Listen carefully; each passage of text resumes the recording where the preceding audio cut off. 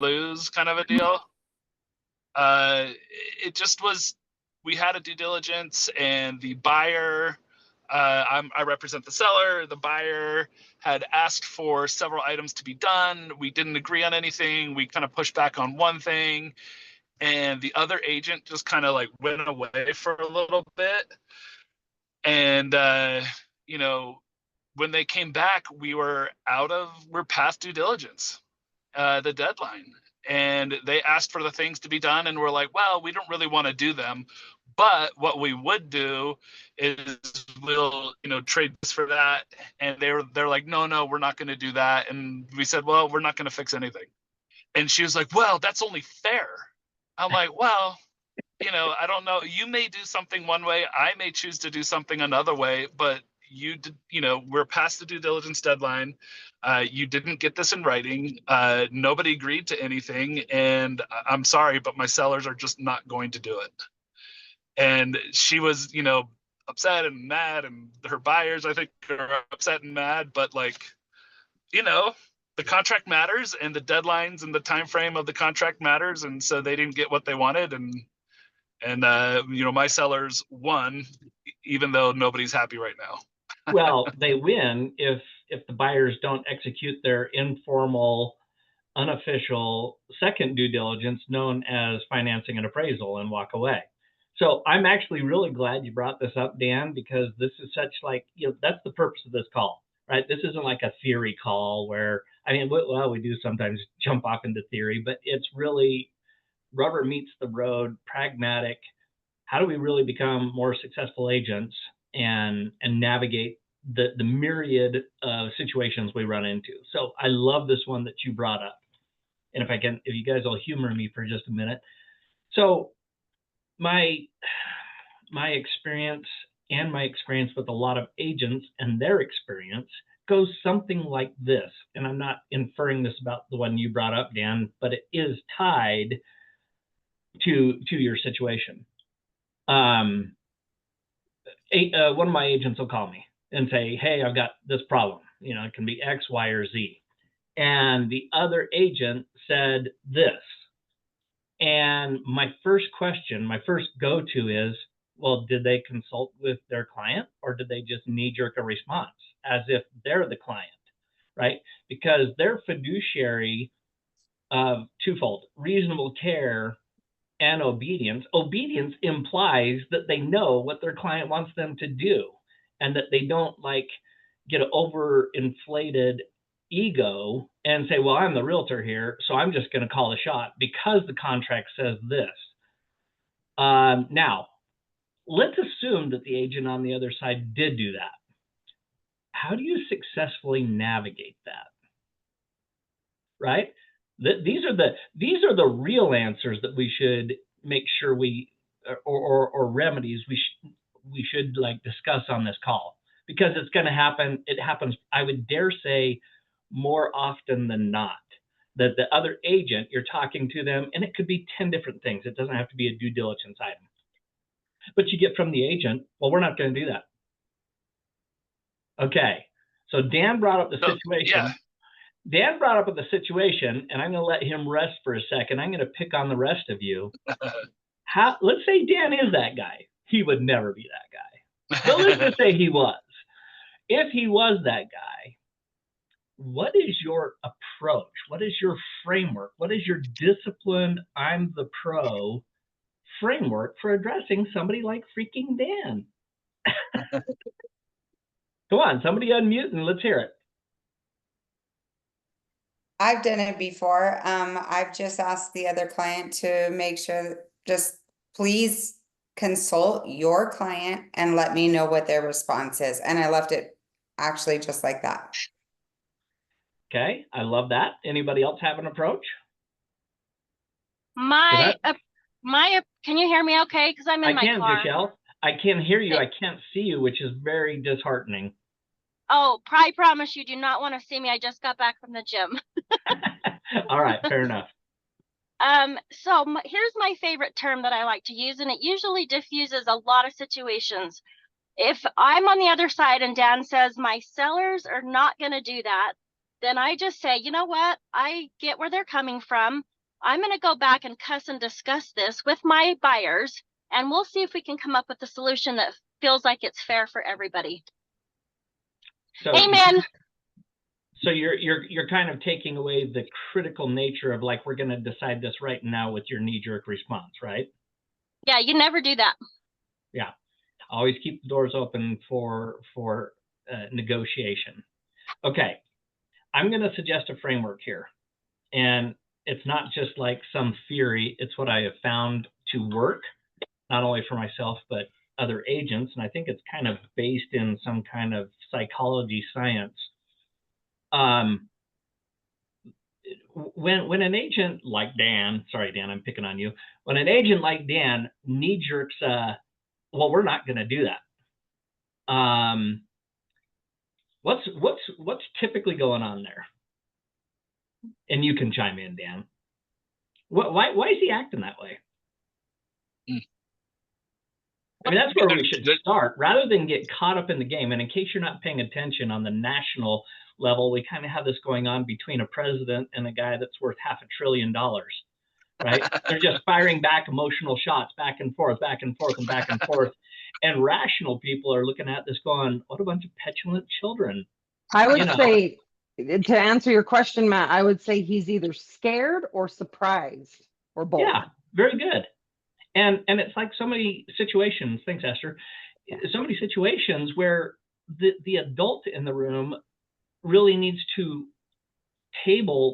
react emotionally to the emotional reaction and be the adult and be like, hey, what's going on here, in our own minds, going, all right, so how do we start diffusing this, right? And a lot of it is by asking questions. So to Esther's point, it's like, hey, can you don't like give it more life. Don't fire back with something emotional, but with some level of sincerity, go to Dan. Hey, Dan, I've really enjoyed working with you. Why do I say that? Am I just placating him? No, I am not. That's right, Dan. I'm bringing down the temperature. I'm trying to make it so that he doesn't have to keep demonstrating to me how upset he is, right? So I'm going to start telling him, hey, you know what? Honestly, I've enjoyed working with you, Dan, and I'm not sure what's going on here. I appreciate you sharing that with me, but can you add a little more detail to that? Can you put a little flesh on the bones? Can you tell me what your sellers are thinking? See where I'm starting to go with this? It was just his reaction because he's afraid it's going to blow up the deal, but he hasn't even talked to his clients. So I'm going to start asking him what his clients think about it. It's just a soft way to start easing into something that maybe is a little more direct at the end of this conversation. And he's hopefully, most people, and I get it, there's always a statistical outlier that's just going to be obstinate from start to finish. But most of them, once they know that that they're frustrated, and you start asking some sincere questions, not with an attitude of like, well, what's your problem? That's not a good question, guys. That's like telling somebody they just need to calm down. It never works. Don't tell somebody you just need to calm down, Shelly. Just calm down. Okay. So when you start asking those questions, be like, hey, can you help me understand a little more detail on this, right? Because you and I both, Dan, we worked too hard on this, and I don't want to see our clients, notice I'm taking the pressure off of us, I don't want to see our clients get to an impasse where we lose this deal. Does that feel way more collaborative, right? You take it from I'm going to fire a shot at you, and I'm expecting you to fire a shot back at me, and we'll see who flexes the most and who wins. That's a bad recipe. And instead, you kind of take the edge off. You let them know you heard that they're frustrated, and you start getting to collaboration. And the key to it is asking sincere, honest questions and letting them talk through a little bit more. And to Jachelle's point, you know what? I'm willing to go back to my clients and see what I can do. Can we agree to go to your clients and see what they're willing to do? I know what I'm saying here is absent of detail, but you're getting the concept, right? Right? You got to keep the avenues of conversation open and exploring what's possible. Okay. So there's a couple layers to this that make it kind of fun, and I'd love to hear just the group's thought on this. But The listing, this was listed in the fall. We were listed for a period of time. They wanted to pull it off the market so that they could celebrate Christmas and have their decorations and not care about showings. And so he's also a CPA. So like we had Oh the boy, holidays. you're Yeah, hitting the trifecta, Dan. right. So at the holidays, we took it off. You know, he's like, I don't want a showing until April 17. And we literally waited until April 17 to relist. And then we relisted. And the people that had made the that were under contract with today, they had seen it in the fall and didn't make an offer then. They come now, we're relisted, and they make an offer without seeing it a second time. And so they make an offer, and it's way lower than where my people wanted to go. And and so it was kind of not quite low ball, but whatever. It was a low offer. And Right. so they come to see it again to the open house, which I host. And in the open house, they were just super weird, the buyers. So the agent's not there. And the buyers are like, oh, this basement is, blah, blah, blah, blah. And they had some negative things to say about the basement. And I could totally tell that like they love the house, but they're trying to negotiate with me and tell me like, it's okay. We could deal without it. But I knew they loved the house. And then the other thing they brought up was like in the garage, like, oh, when I go to work out in the morning, like my garage is nice and warm and this garage is cold. And, when I, go to the car, I'll get cold. And I'm just like, this is the strangest, like worst negotiation tactics I've ever seen.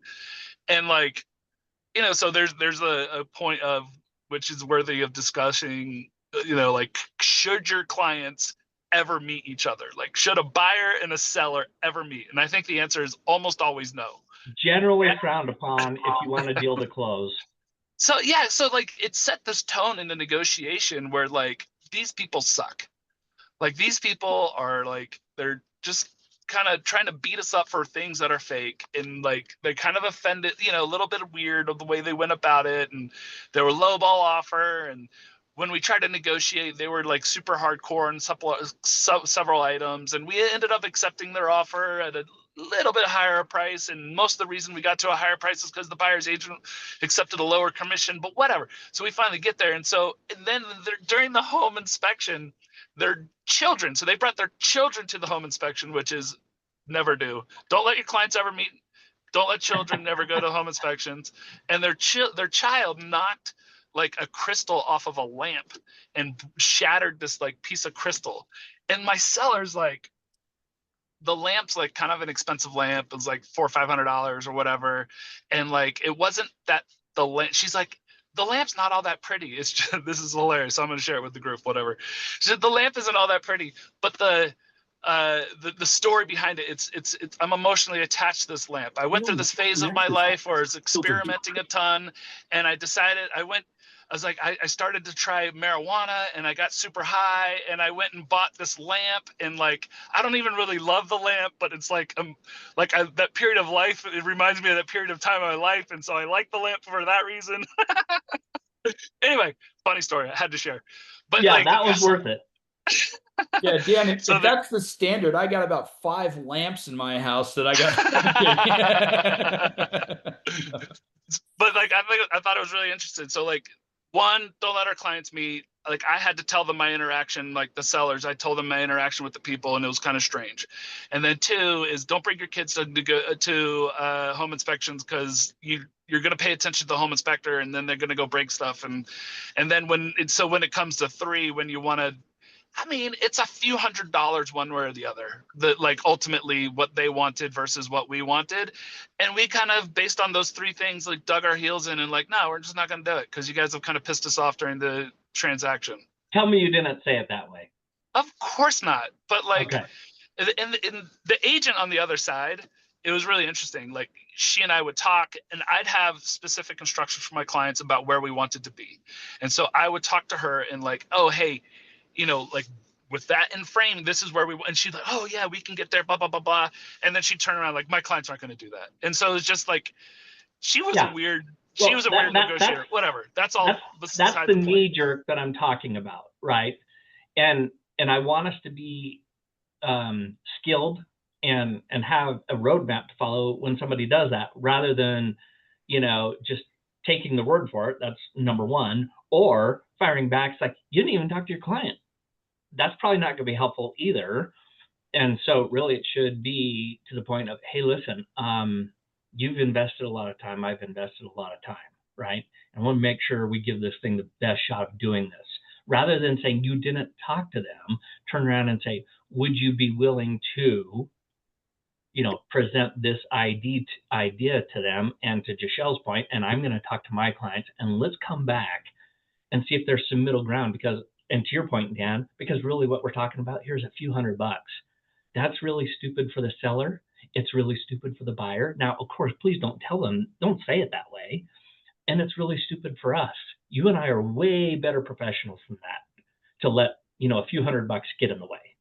Right now, one other quick little thing with what Dan said. I get this question, probably one of my top 5 that I get.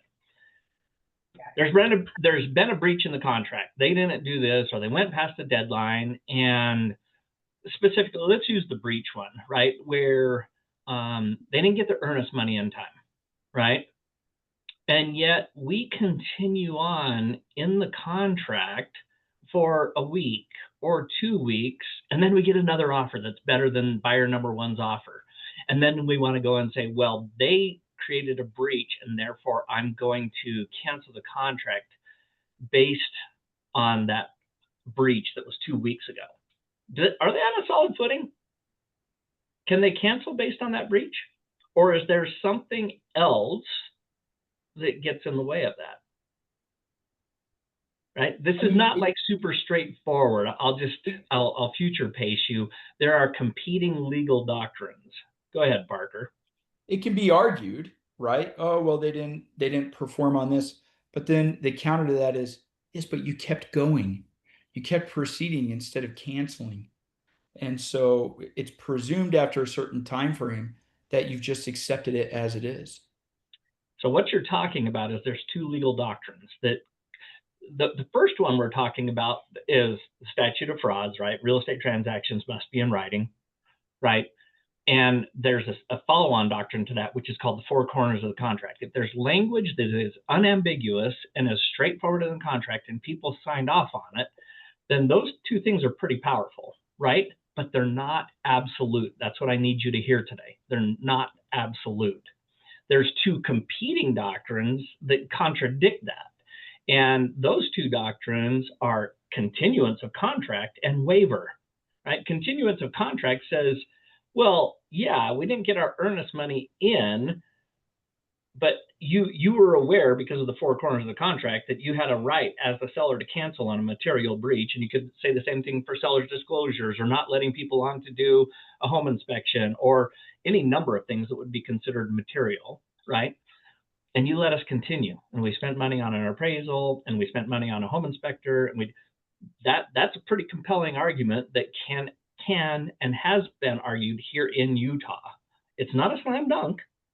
I'm just saying, and I use this as an example because I often get agents who think very binary, very absolute. Well, the contract says this. You guys understand that whether it's a real estate contract or otherwise, that's a good chunk of things that get litigated in civil court because there are competing doctrines. So I would just advise you, if you have the right for a breach, if your client, I should say, has the right to a breach, you should observe your fiduciary of reasonable care and tell them about it and capture it in a paper trail, so you can show that if this ever got sideways, you could show you did your job in informing them that the contract says this and they have the ability to do this if they want. And I would say, and if you don't, you may end up waiving that right to cancel. Now, we're not attorneys. We're not telling them how it would play out, but there is that possibility, right? And we can say that. So Sure. This was a good example of things that we run across in our business. I hope as you have these situations arise that, one, take a breath, breathe. It's not the end of the world. Don't get caught up in the hype that the other person is feeling, and I know that's hard to do sometimes. Trust me, I deal with them all the time. So I'm not in my ivory tower. But it really does make you feel quite accomplished at the end of the day when you can see that your ability to be a little more cerebral, take a breath, bring the temperature down, and get people on a pathway to actual resolution versus fighting.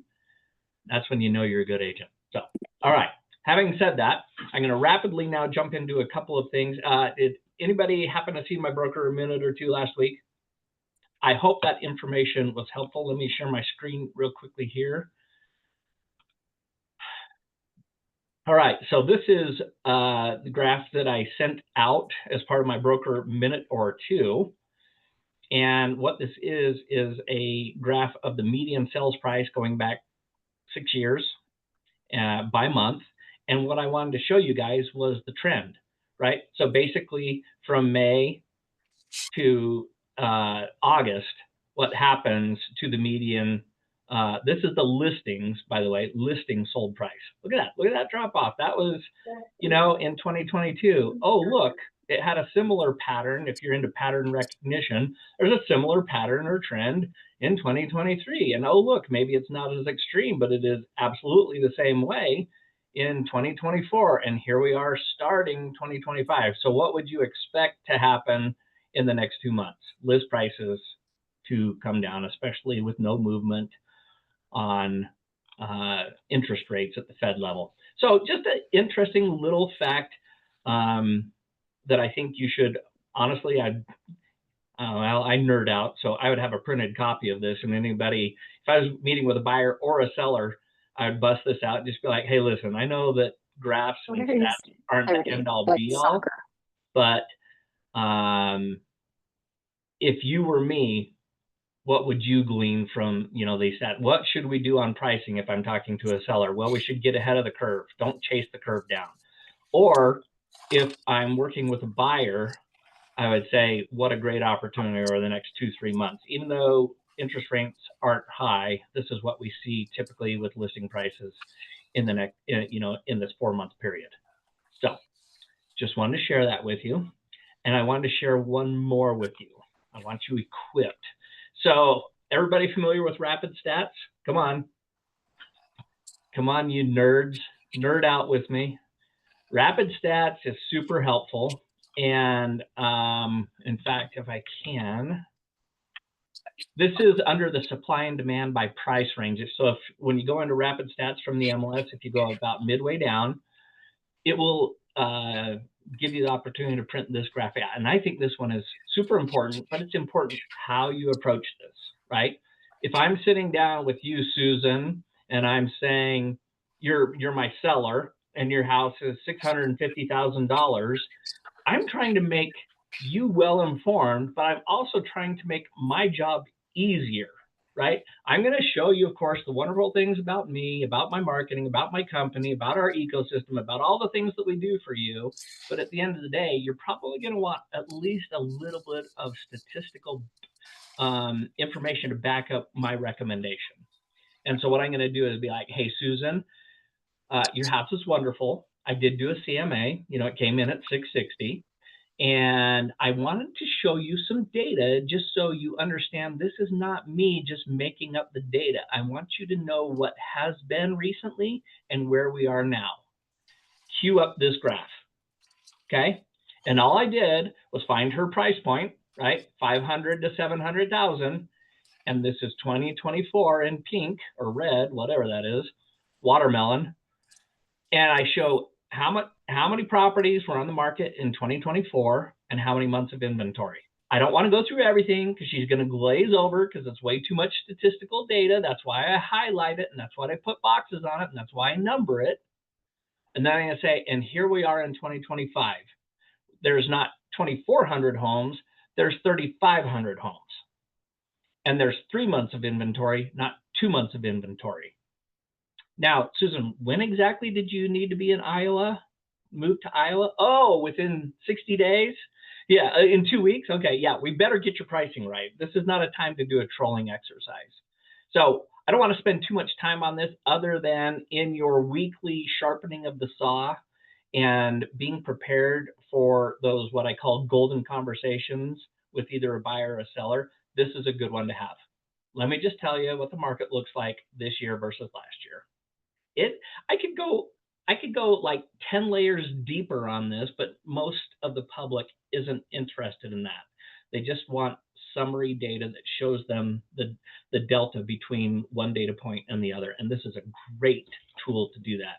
So rapid stats, left-hand side, down to supply versus demand by price range. Literally, this is a common theme with me. You're 2 clicks away from generating this report. 2 clicks. Is it worth it to you? I don't know. We'll see if you do it. Okay. All right. Enough of that. Yeah, go ahead, Parker. You know, the NAR comes out with a report every year that talks about how real estate agents can improve their performance. And essentially what they do is a survey from the consumer base that says, what was your experience like? Obviously, there's a lot of great experiences, but we always tend to look on surveys or ratings what the negative rating is. Always, the most negative rating for the 20 years that I've been in real estate is lack of communication from my realtor and a lack of knowledge, meaning they didn't educate me or inform me. These little things that Matt just pointed out for rapid stats are really key to being able to kind of cross those hurdles, if you will. A good example of that is I just had a $30,000 price reduction over the weekend from a client, specifically using rapid stats graphics to say we need to get ahead of the curve. So, and my clients felt very confident doing it. They're like, oh, we see the numbers. This is the numbers talking, not you. Let's go for it. So I think Matt's onto something when he says, hey, explaining this stuff to your clients can really make you stand out in a sea of minnows. So, yeah. So thanks, Parker. I appreciate that. And you know what? Here's the thing. I think there's a strong correlation coefficient between the number one complaint, which is no communication. The question is, why don't agents communicate with their clients? One, because they have a lack of information. But I think a parallel to that is bad news. And they think by not communicating, it's just magically going to go away. So the difference is if you do have some data to back it up, you're way more confident, which takes down the barrier for you to contact and reach out to your client, whether good news or bad news, right? So appreciate that. All right. So today, in our last, what do we have here, 29 minutes, I wanted to talk about, because this one's like super common today in the marketplace that we're dealing with. And we touched on it, a couple months ago, 3-4 months ago, but didn't go into great detail. And it's simply this. There's a lot of instances in the things being put under contract right now where there is a subject to sell of the buyer's residence, or its close cousin, subject to the sellers finding a replacement residence, right? Because everybody's just a little bit nervous, and it's kind of like, well, job things, or I got to get my finances, or I actually do need funds from this home to buy this one. And the seller's like, yeah, I would sell, but God, I don't know if I'm going to be able to find a replacement home. So these two documents are fundamental for you to understand, and to be able to not just understand them yourself, but to be able to articulate to your client to help get them over what appears for them sometimes to be an insurmountable obstacle. So the most common, I think, is the subject to the sale of the buyer's residence, right? We know this in the REPC, Section 2. This is an important one. Just a quick little caveat. Our job as realtors is to not one of the things we're supposed to not do is participate in fraud. Would everybody agree with that? Anybody want to argue that one with me? So if you know your buyer has to sell their house in order to buy the next house, but they say, well, I want my offer to look better, so don't check the box in section number 2 that says I have to sell my house or get the proceeds, some portion of my proceeds from the sale of that home or another property. You got to put a hard stop on that, because if you're like, okay, yeah, I'll do that, you're helping participate in contractual fraud, right? So don't go there. have the conversation with them. Listen, there are ways for us to navigate around that. I would hate to put you and me in a bad situation where we could end up in litigation. We really need to make sure we answer this honestly. Dan, go ahead. Is there a difference between I need to sell my house in order to buy, or I want to sell my house in order to buy a home, and contractually obligating or contractually having that as a condition or a contingency? It seems like it's there's a difference there. That's not necessarily fraud if I don't have it as part of the as the offer. It may be a preference, and maybe I choose to buy it or not based upon if I sell it or not. But is that fraud? Yeah, so great question. I don't know. Let's go to the document. That's always helpful. Y'all can see the REPSI here on my screen, right?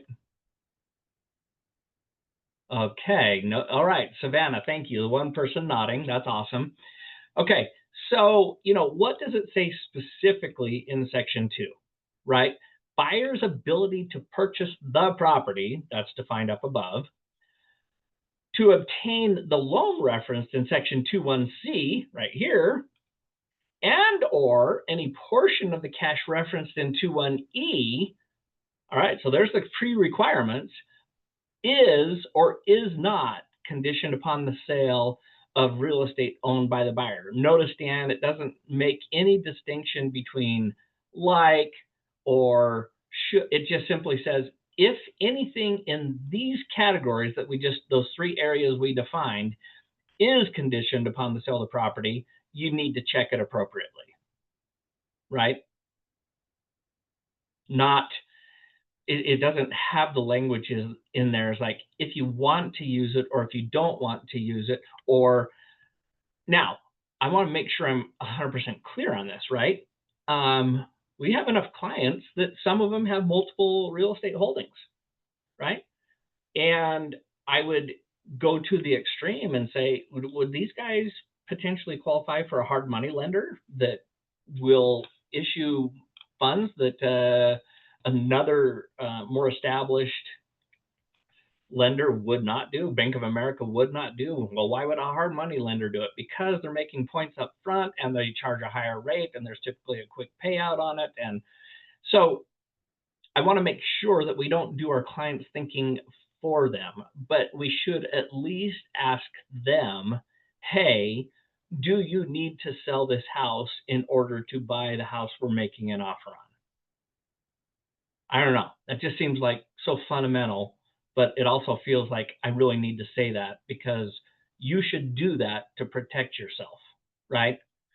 And if there's any hint or whatever, we probably should be advising them, hey, best thing for you to do to avoid litigation, and most people when they hear that are going to be a little more compliant, is to check this as is, right? And I'm going to explain to you the addendum that we use, and especially in this market where things aren't flying off the shelf, most sellers, not all, but most sellers are willing to play ball as long as the terms are right and we take away some of their concerns, right? If we talk like that, it's pretty easy to get your seller to do the right thing and say, yeah, it really is. It is conditioned upon us selling our house. So let's be honest in our contract and let's not perpetuate a contractual fraud.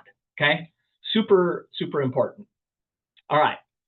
So you'll notice at the tail end of section 2.2, the last section here says, if checked in the affirmative, which we just talked about how to get there, the terms of the attached subject to sale of buyer's property addendum apply. Doesn't say you can use it, you don't have to use it, you might consider using it. No, it makes the assumptive that you will be including that addendum. It's now part of the contract, right?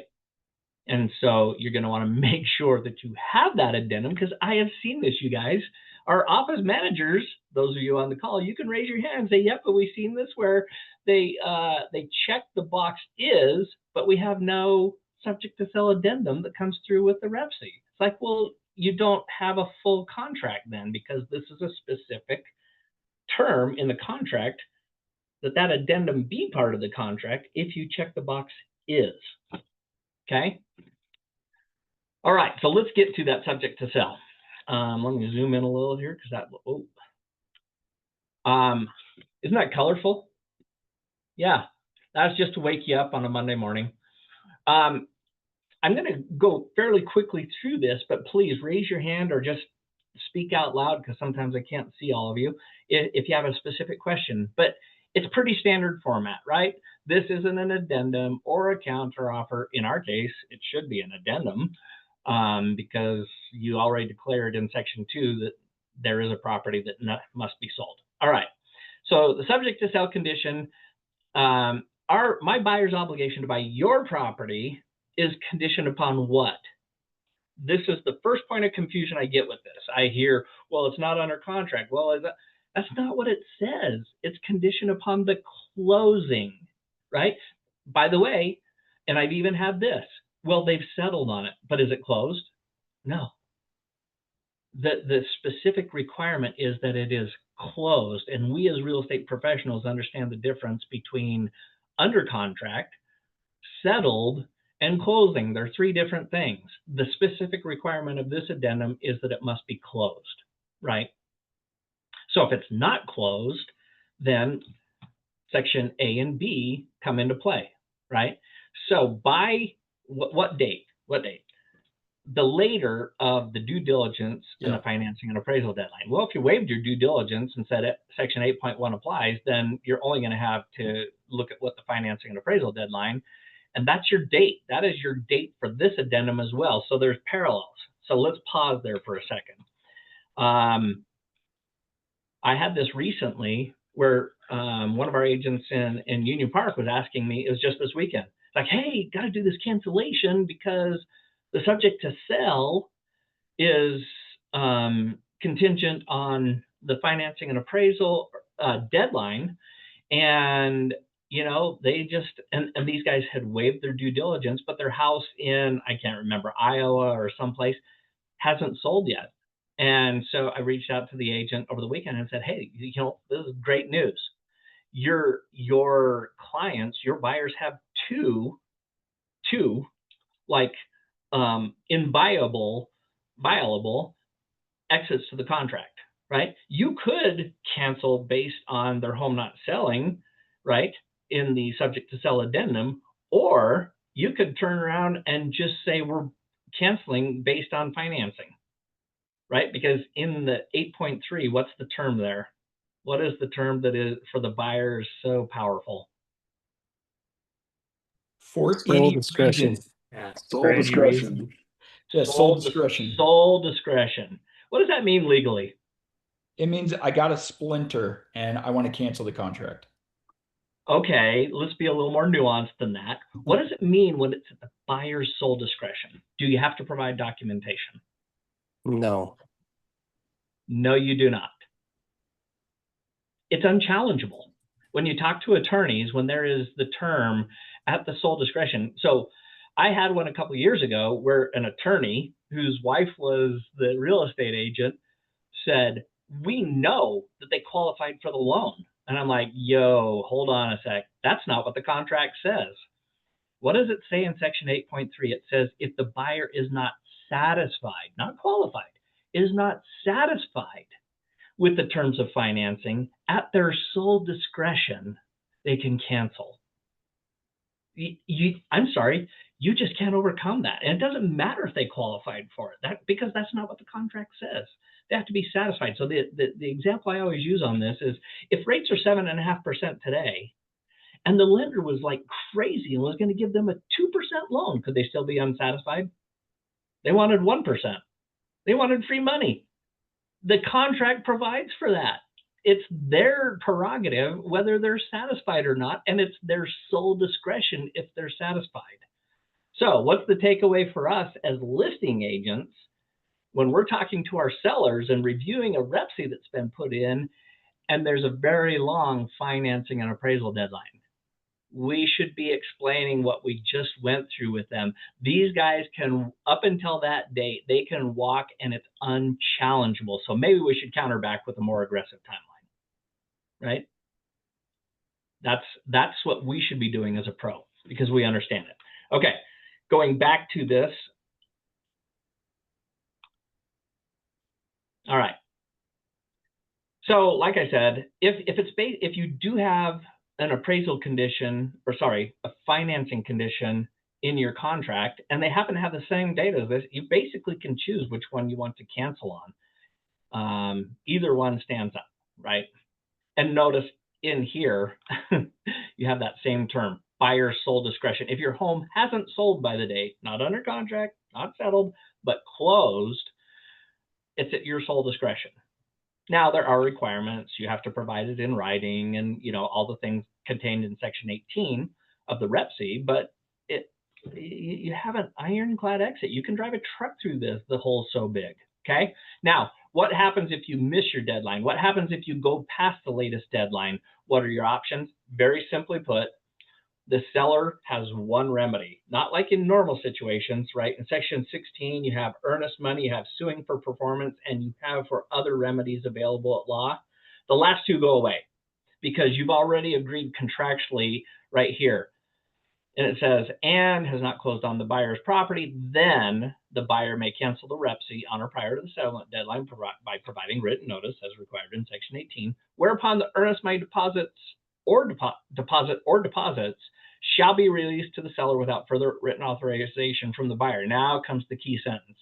Seller agrees to accept the seller's exclusive, its only remedy, the earnest money deposit or deposits, if applicable, as liquidated damages. Great to be able to tell to your buyers at the worst case scenario, you know, if we go past our deadline and your home's not sold and for some reason we wanted to go past the deadline, the worst you're going to have happen here is you're going to lose your earnest money. Flip side of that coin, we should be explaining the same thing to our sellers if they go past the deadline. So let's play this out. Let's say they have a financing and appraisal deadline and a subject to the sale of the buyer's residence on June 20th. And yet there's a settlement deadline of July 31st, right? A full month and 10 days. I should be explaining to my seller, hey, based on Section B of this, you need to know they could go past their deadline, not say anything, right? And then they could cancel sometime between the financing and appraisal deadline, June 20th, and the settlement deadline, July 31st. And the only thing we're going to be entitled to is earnest money. So let's make earnest money significant, shall we? Let's counter back with higher earnest money. Okay. Now, are there any like outs for this? Let's say like For who? That's a really good question. I guess what I'm trying to figure out. I'm trying to figure out how to state that. Let's say it's kind of a wonky contract, and the buyer goes, you know, due diligence. A portion of due diligence will become non-refundable after the due diligence deadline.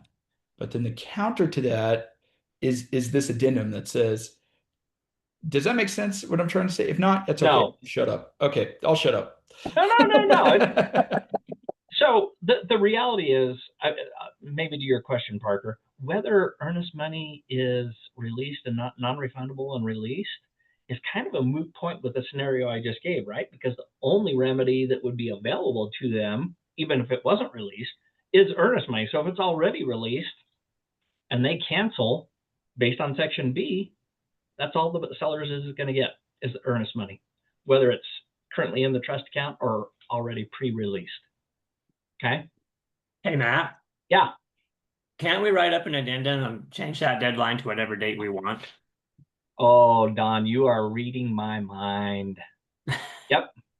So what we would do in that scenario, to what Don is saying, I mean, it's hardwired in default to say, you know, the due diligence or the financing and appraisal deadline, right? That's true in Section A or Section B.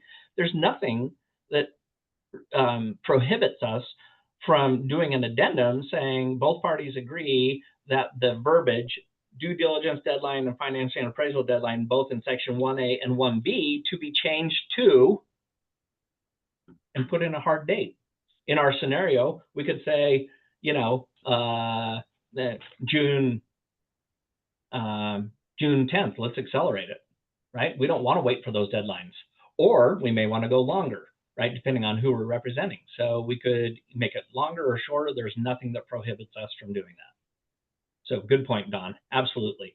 All right, just to quickly finish up with the buyer side. there is a listing requirement, right? And we need to declare whether it is or is not listed. And if it isn't listed, you're going to have it, it's hardwired in. You're going to have it listed, right, within 7 days acceptance of this addendum. And if you don't, that is a material breach and you can cancel. So, you know, you may even put in here in your addendum, and we want documentary proof that it's listed, right? Because it may not be in the MLS that you're currently on. It could be Park City's MLS. It could be somewhere in Nevada or whatever the case may be. And your fiduciary of reasonable care for your client is to make sure, yeah, it is listed. The only way you can do that is by having them provide you documentary proof, okay?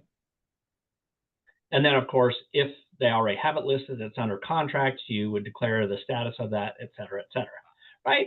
Aside from that, it's really a very straightforward addendum. I know, here's the crazy part. If you actually read it, most of my questions come from agents when they say things like, well, it's under contract. I'm like, well, that's actually, you know, up in this section, that's not what it's talking about. It's talking about if it's closed, right? And you had, I don't say it, I want to say it, and you would know that if you would read the contract, if you would read the addendum. But that would be kind of rude, and we all try to be nice and help people along. All right, really quickly in our last few minutes here, I just wanted to talk about the sellers obtaining a replacement property.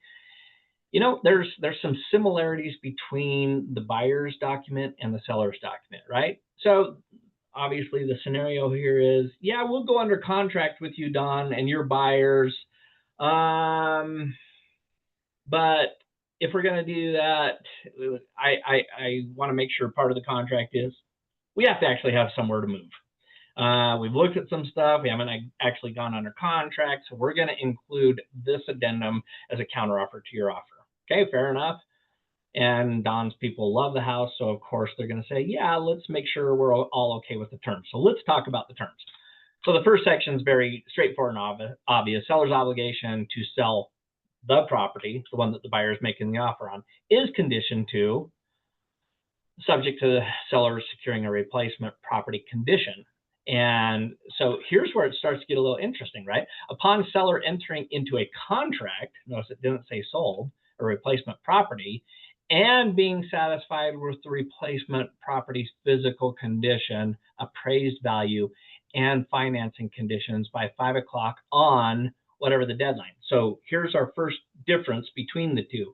It doesn't say that the seller has to have closed on the home, but they have to have done those things that I just articulated by this date. And if you go past the replacement property deadline, then they are bound by the buyer's offer to sell their house, right? So what are the seller's outs to the contract? If they notify the buyer by that deadline that they have not gone under contract, the seller, this is where I'm at now, the seller in the seller's sole discretion, there's that term again, may remove the subject to the seller securing replacement property condition at any time prior to the replacement deadline by written notice to the buyer. Did you guys catch that?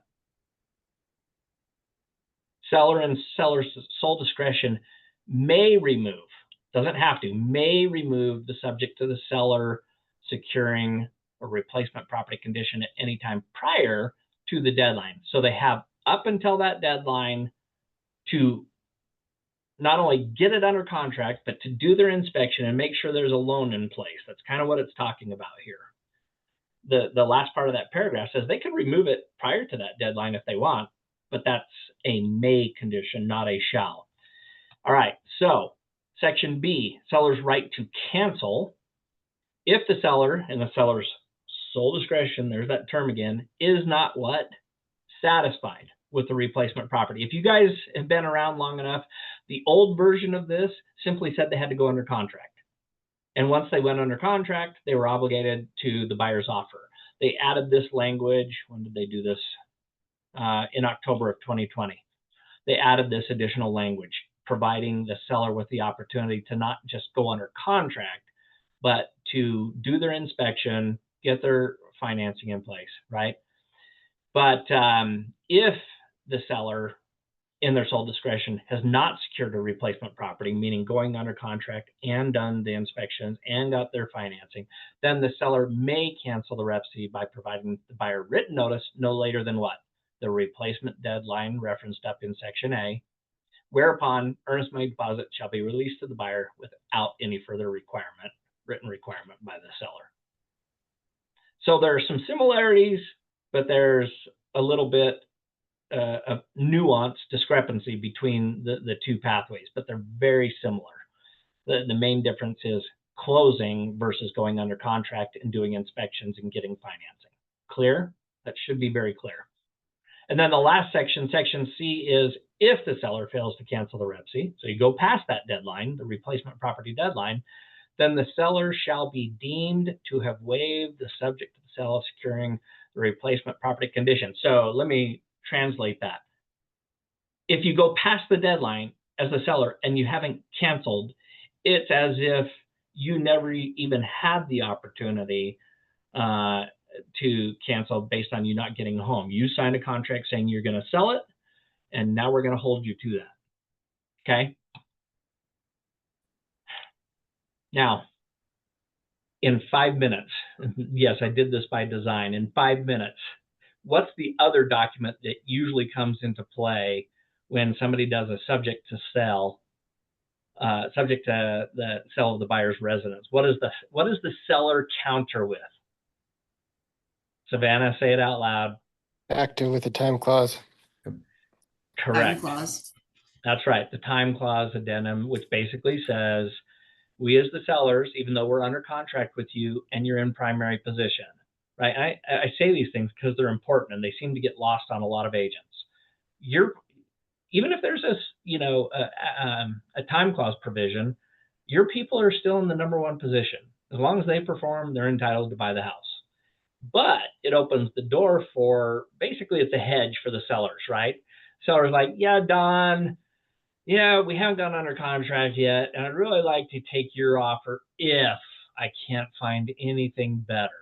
That's the street version of the active time clause, right? It's simply saying, we'll take your offer, Don, unless I find a better one. If I find a better one, I'm going to fire off to you as required in the addendum.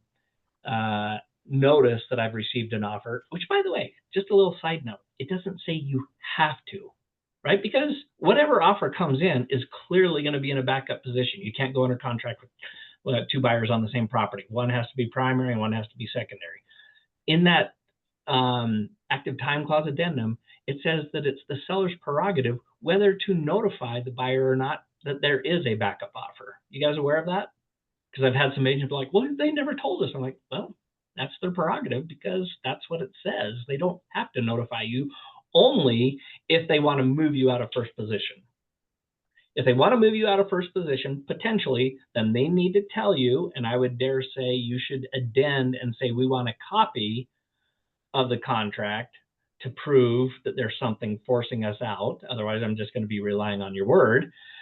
But then you are, in most scenarios, it says whatever conditions you checked. So, due diligence, appraisal, and financing are the three defaults in there.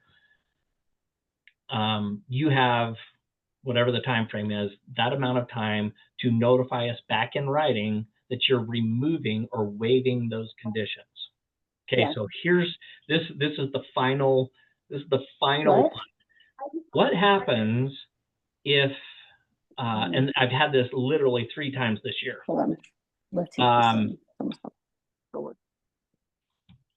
I was muting Jen. I thought. What happens if the original offer had Section 2 checked that said, yes, I need to sell my house, and then we went through and you had the subject to sell addendum, and you had the option to keep the house on the market and advertise it and accept other offers, and you got notified, and all of a sudden the buyer comes back and says, yep, we're waiving our conditions. We have no financing conditions. We have no appraisal conditions. We have no due diligence conditions. What does that mean for the subject to sell the buyer's residence? Isn't there an intersection there of competing ideas? I mean, at one point, You said you've got to sell your house in order to buy this. You're not under contract and you just waived your conditions. What do you do with that one? Is somebody being honest? Are they being dishonest? And how do you represent your seller well? I mean, deals can always change, right? I have a deal like that happening right now where I represent the buyer who also has a home they need to sell. We originally made it contingent upon the sale of their property, the purchase, but we waived that because we decided to go with the buy before you sell program. Oh, And wait, so stop there. Go with the what program? the buy before you sell program. Oh, so you mean Lifetime Home Loans has a program that will allow you to buy your new house even though your old house hasn't sold. And there's a whole mechanism on the back end. We don't need to go into that, but it's a legitimate program. Is that what you're telling me, Parker? Yeah, and doesn't count the current home owned as debt.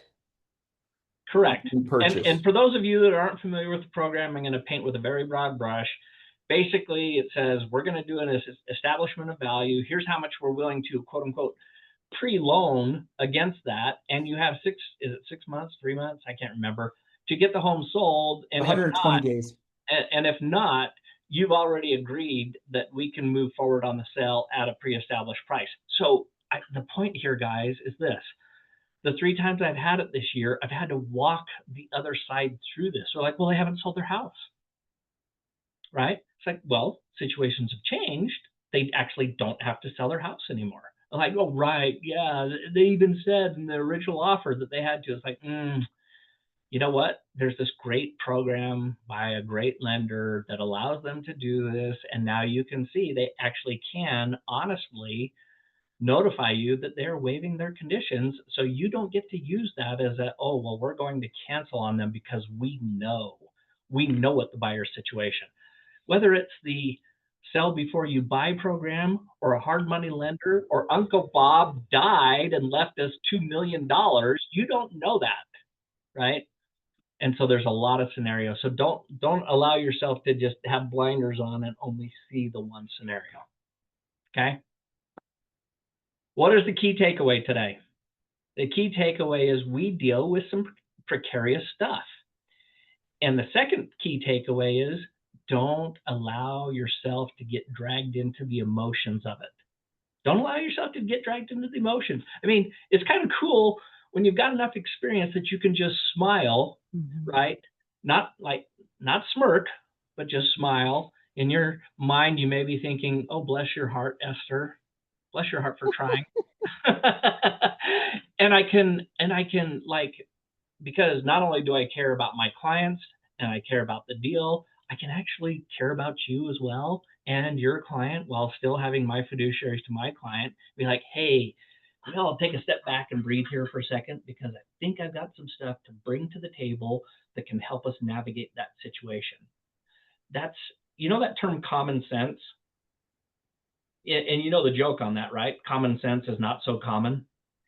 It's really true, and it's true in our industry. So let's you and I, all of us, be the ones that bring some common sense to the equation and make people's lives genuinely better by not reacting emotionally. Go ahead, Esther.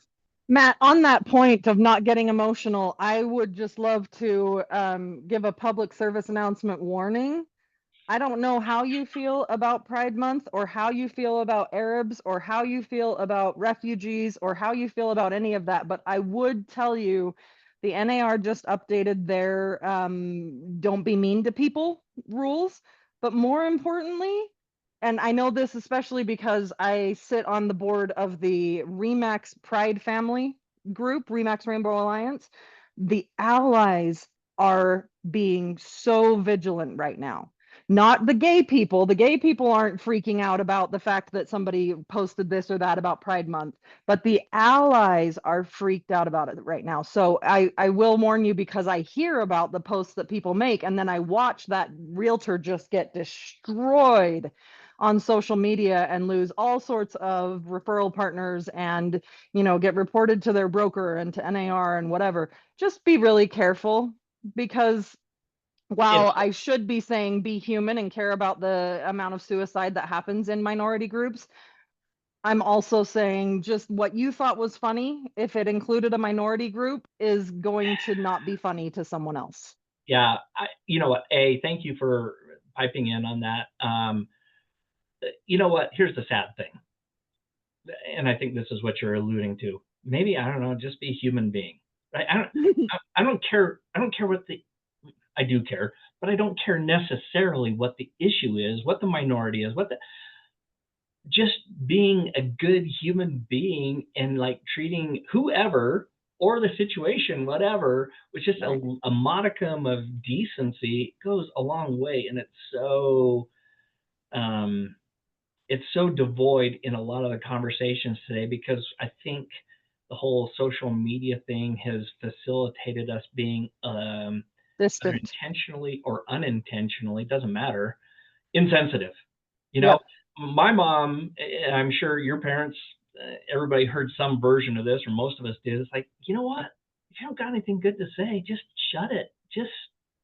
And that wasn't, I really don't, I think there's two parts to that. It's so you don't hurt the other side, but it's also so you don't harm yourself. You know, Right. what is to be gained by some of the stupidity that people say? I have largely tuned out of social media just because of that. It's just like, it doesn't raise my view of humanity, so I figure I should probably just turn it off. Well, and I find that the things people are saying are not down with trans people. They're saying the thing that he said was, my 7-year-old can't even dress up like a Native American and go to school for, Native American Day or whatever, but a man can dress up like a woman and you have to call him a woman. Okay, so that's just funny, right? To what end? And you know what? Here's the thing. He got destroyed for that. Yeah, here's the thing. We're professionals. I don't care if you're selling cars, if you're a doctor, or whatever your occupation is. If for no other reason, think of your career, right? If you can't just be a good human being for being a good human being, then just be selfish and think of your career and just don't say stupid things. Just keep it to yourself. So anyway, yeah, good point. Thank you, Esther. Let's all be good professionals to the truest sense of the word, which includes being a good human being. Okay, guys, I appreciate you being on the call today. It's a wonderful week. Go kill it. See ya. Thanks, Matt. Thanks, Matt. Thanks, Esther.